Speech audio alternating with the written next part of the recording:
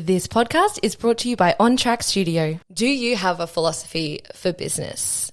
I do, and I want to share it with you today on this episode and really talk to you about some of the struggles that I've had over the years of running my business within the context of this business philosophy. And I would say a business philosophy is a super positive thing for any business owner to have. However, it has not always meant that I feel positive within my business. It's actually created a lot of tension within my business to have this philosophy over the last few years. And now being in business for over, say business one more time, my God, drink every time I say business, you're going to get drunk. But anywho, follow along and hopefully you can make sense of all this. It's been a really key part of defining how I want to be as a leader, how I want to be within my content, how I want to be as a business owner. And though it has also created a lot of internal tension, I guess. Like it can make me feel like I'm not on path as much as it can make me feel like I am on path. I've always been a big believer in when you share, when you're online, when you're creating content, that it's best to speak from the scar as opposed to the wound. So I have deliberately not brought this up with my guys, you, before now, because it's been such an open wound for me. Like it has been something that actually affects how I show up in my business.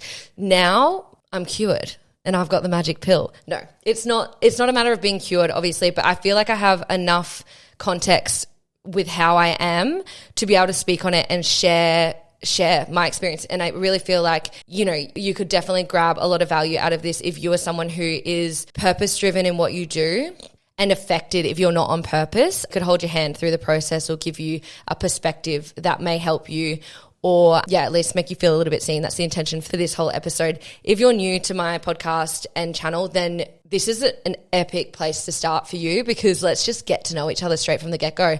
And it's going to give you like a lot of context to who I am and how I show up. So welcome. If you're old here, welcome again. And maybe you could, with hindsight, see how I operate. It's definitely not going to be like anything I've discussed before, so stick around. Okay, so let's go back to that little marketer, fresh in the industry. She's working in an agency.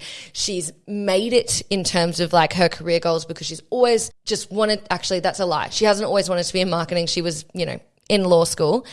But I actually want to take it back this far because it's an interesting context to give to inform how I actually see my role in the world and also why I started my business, why I went down the marketing realm. Because the truth is I was a law student.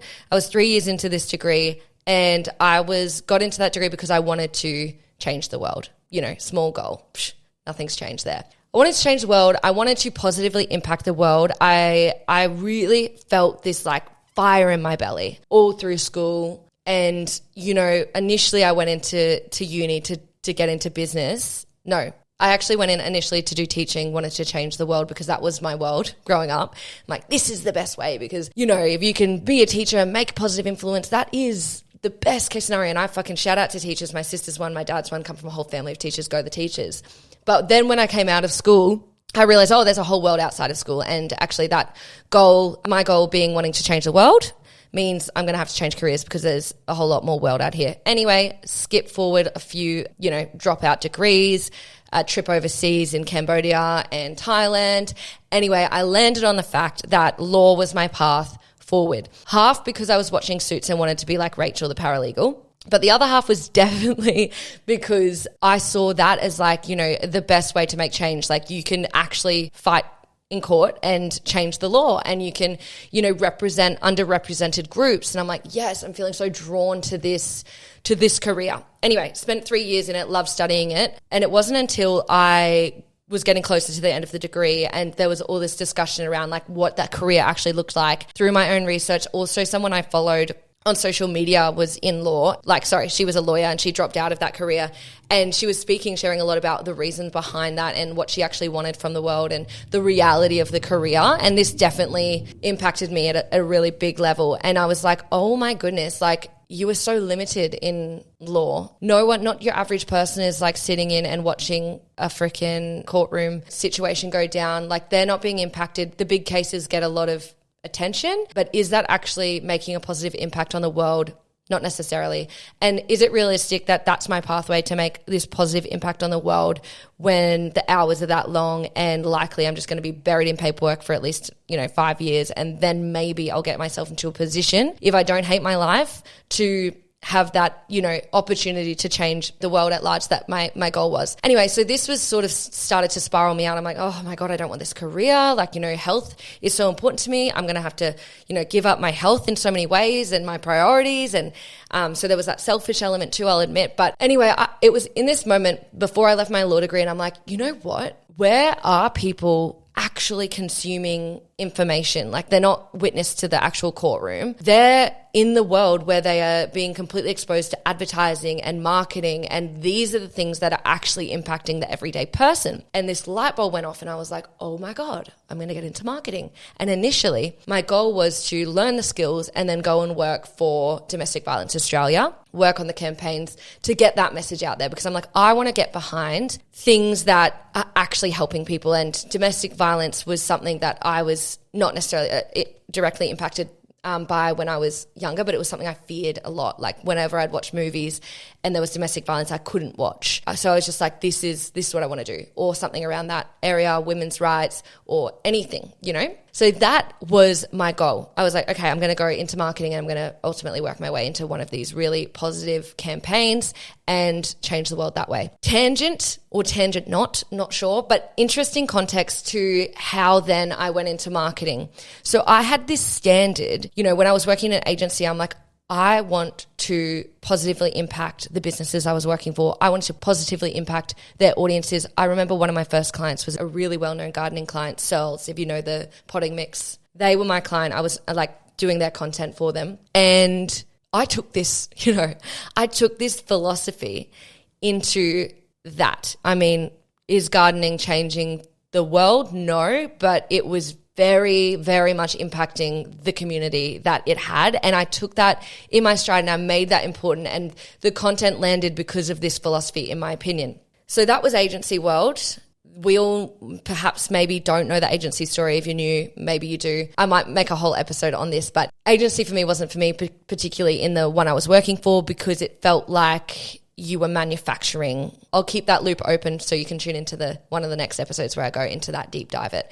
Anywho, unfulfilled in that, got poached, went and worked with an entrepreneur who had multiple businesses, went through down the freelance route, blah, blah, blah, blah, blah, earned my stripes in marketing, proved my point with this philosophy in mind, which is that the goal for me was to make maximum impact on the audience and for that impact to be positive. When I was working for a storage company, it wasn't about storage. It was about what storage allowed the customer to do.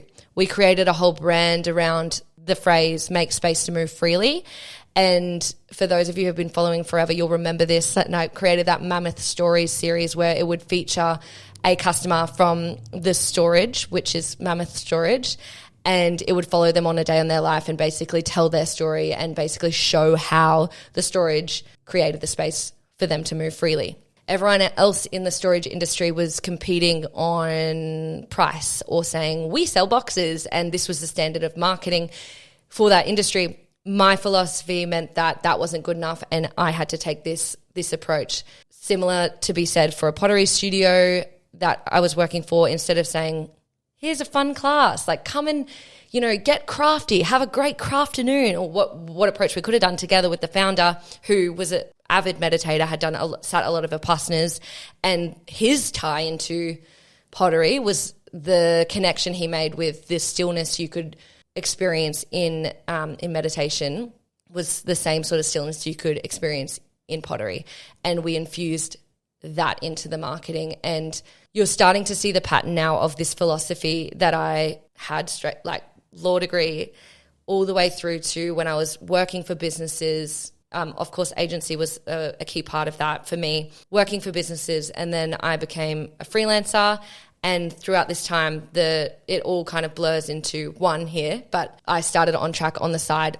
somewhere in there. When I initially started Ontrack Studio, it was really about, after you do all this work with these brands, like once you get the why and you connect the founder back in with their business and you've got all this energy within what you have to say, within your message, within your offer, within the service you're providing, whatever it looks like, can be anything from storage to pottery to coaching to freaking whatever it is that you do. Once you have this like energy, I call it big brand energy, hence the title of the podcast. It can't be contained in a two-dimensional Instagram square, which is what everyone else was doing at the time. You know, I'm like, well, we are different. These brands are different. But when you reduce your big why, your big transformation into, you know, a curated graphic on Instagram or whatever it is, it doesn't land as much. So a big part of why I started Ontrack Studio was to remove the barriers for brands that were different, that were the best, that were making all this transformation on their clients or customers, and to remove the barriers for them to show it. Because marketing's always been about show and not tell. You know, you're not going to have success, I don't care what your industry is, but you're not going to have success in the marketing of your service or product if you're just like pointing out features and benefits. Like you're just not. Like, oh, that car has a automatic freaking sunroof. It gets pretty boring. It's going to be like, cool. Maybe once they're already interested, like that might be a influence, oh yeah, I'll get this car over that car because it's got a sunroof. But when you're actually marketing and in the business of marketing, you need more than that. You need substance. So when I started Ontrack, it was really about, here you go, guys. Like, let's make this easy for you. Let's get behind a mic. Let's chuck a camera up and you speak your truth. And then let's get the professionals to distribute that across the masses of your Instagram, your TikTok, your YouTube, your podcast platforms, and allow that substance to get out and resonate with who it needs to resonate with, to bring back to you ultimately. And it's this beautiful cycle of, you know, founder connection to audience connection to the audience being benefited by the content to the point where they purchase, which is benefiting the founder who's connected to their purpose by building wealth for them so they can pour more into this. And it's this beautiful, positive cycle.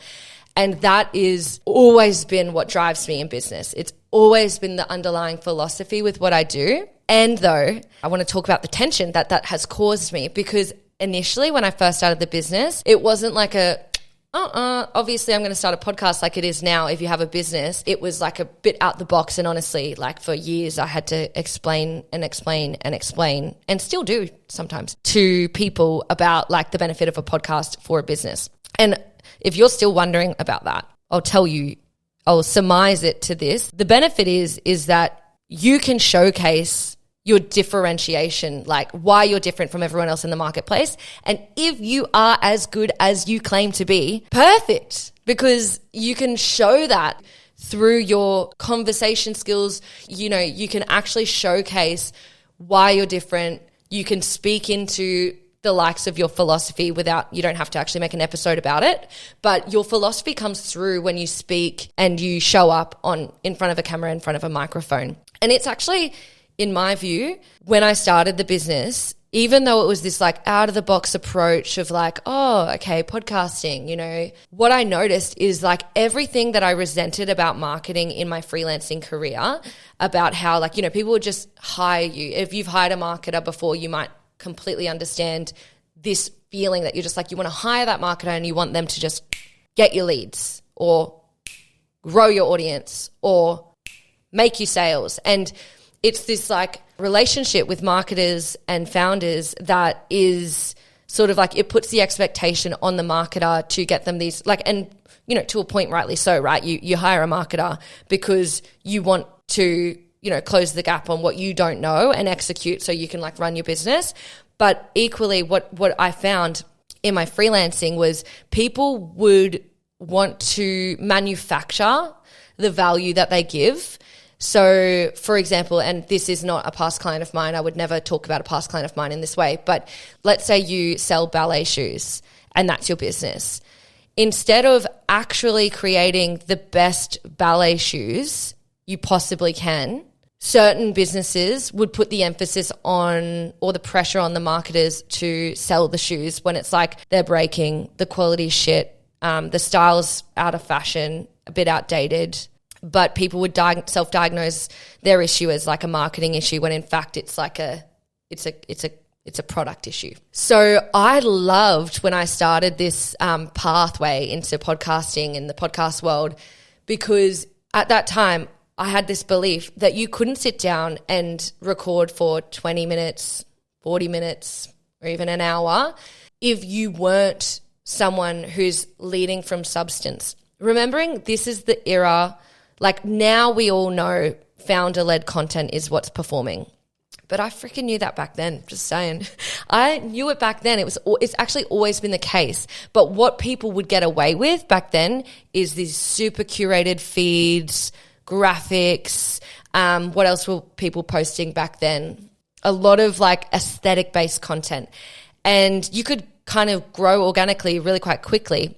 But behind the scenes, being a marketer and working with founders, I knew that those types of content weren't actually improving the bottom line of business. And it was obvious to me because there was no substance to what they were saying. My standard back then, and still is when people are like, what makes valuable content? My philosophy stipulates, pretending it's all written up, it's totally not. The standard is that it needs to evoke emotion or stimulate, like intellectually stimulate, or stimulate in some sort of way. I feel like stimulate's the blanket statement because it could be laughter, it could be emotion, it could be intellect. But that's what valuable content is. Dress it up in any which way you want. But it's about connection. And, you know, back in the day, and this is such an outdated tagline, which I actually think if you're watching the video is actually over there on my sign still because it's so old. That's like the first thing I bought for my OG studio is this sign from Kmart for like $18. And I'm like, will I be able to make this back? Like that was my energy back then. I was like so naive. Anyway, what it says is Ontrack Studio content that connects. And it's always been about creating content that connects. And it's funny because it feels outdated now, but it's only evolved, like the philosophy has only evolved. And this stimulation, this like can feel but not see thing, it's intangible, is what all businesses are chasing in their content. This is big brand energy. This is resonance.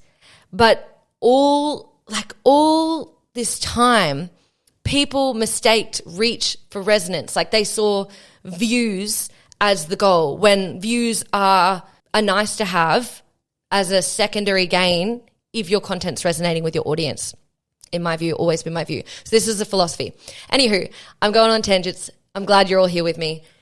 The challenge with this philosophy is that initially it was like my belief was you couldn't actually have a podcast if you didn't have this, you know, what I've described, this energy, this substance, this transformational embodied experience, fucking, you know, that oomph in what you're doing, that why, that root kind of energy.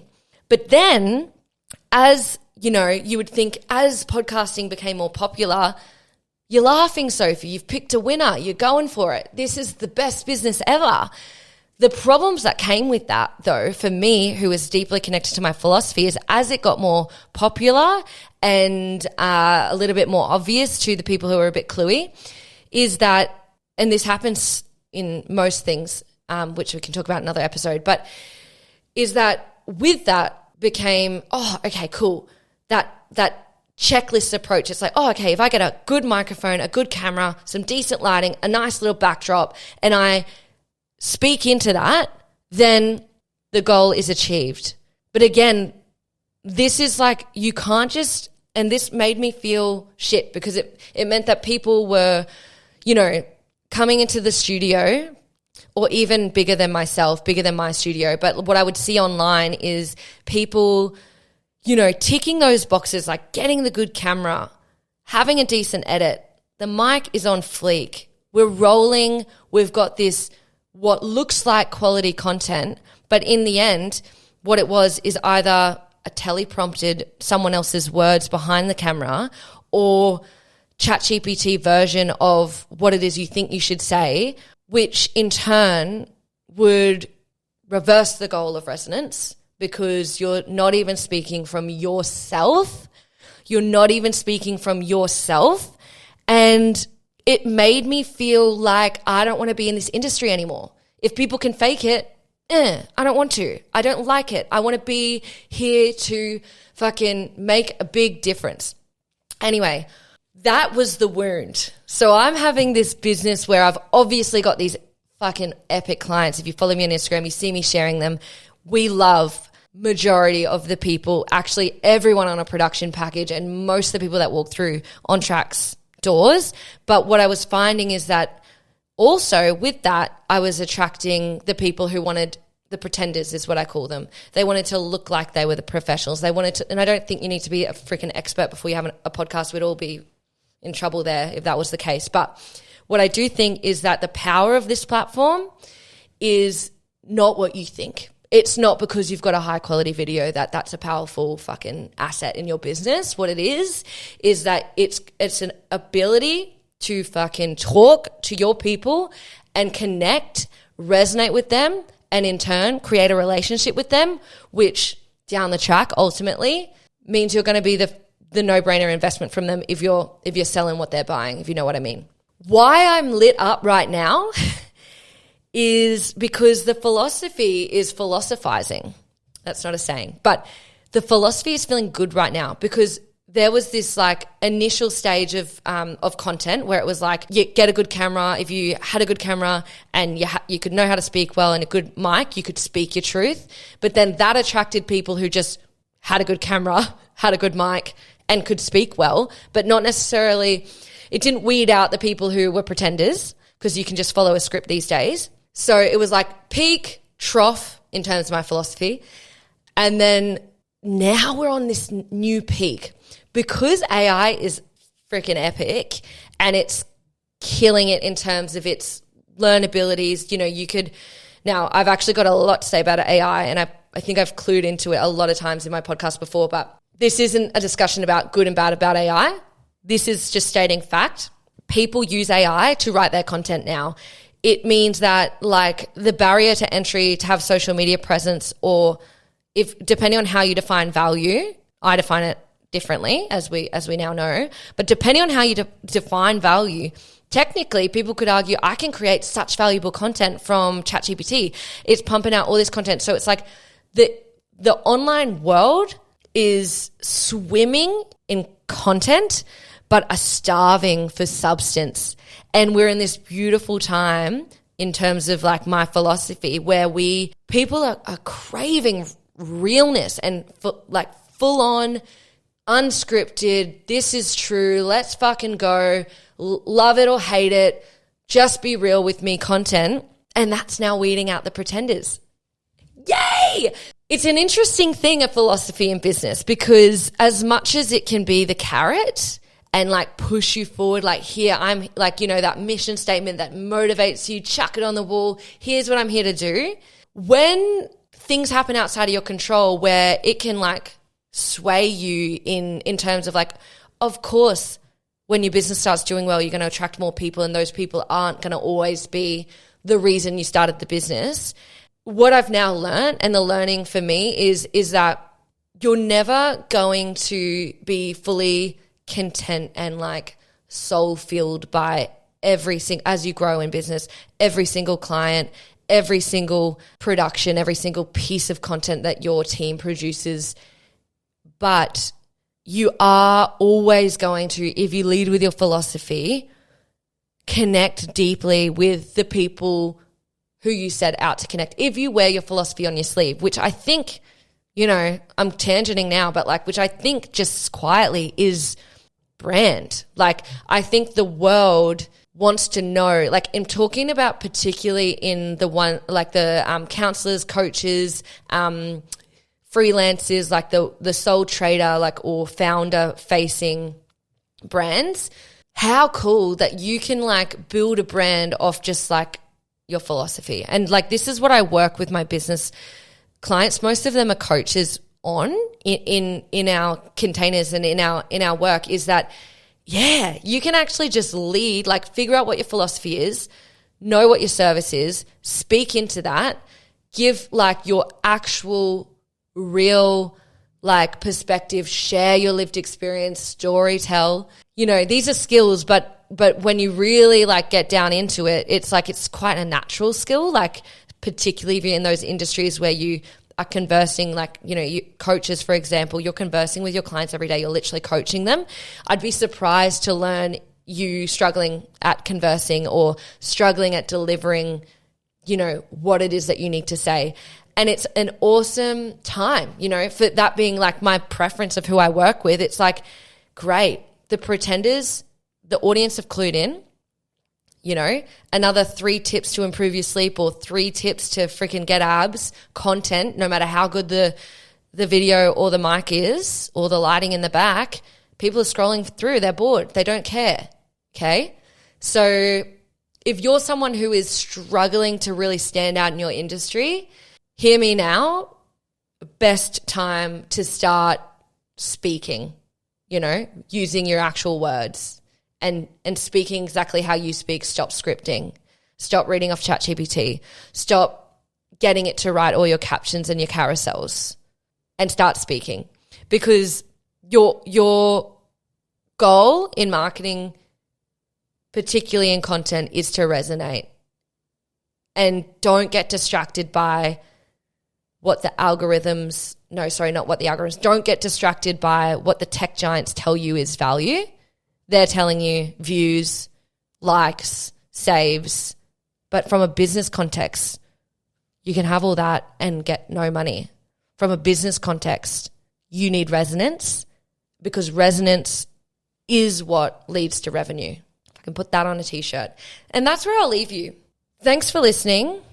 Really would love to know if you're someone who's, actually I don't mind, if you're fresh here or if you're an old listener, viewer, message me on Instagram what your business philosophy is. Yeah, I love hearing about other people, and I just think it can also, in you, like really get you thinking, like, what's leading this? Who are you? And how can you then infuse that philosophy within your content to really stand out, build that brand? Also to anyone who feels like I've felt, which is like, you know, I probably skimmed over the emotional turmoil that actually impacted on me. Like it did lead me to wonder if I wanted to do this business anymore. It really did. So it's no joke, but it's all about riding those waves, being the security guard at the nightclub door with your emotions. Like, can you come in? Can I let you like actually, you know, sway my life, or are you just a moving emotion? And for me, at this point in time, it was just a moving emotion. So, yep, that is where I'll leave you. Thank you so much.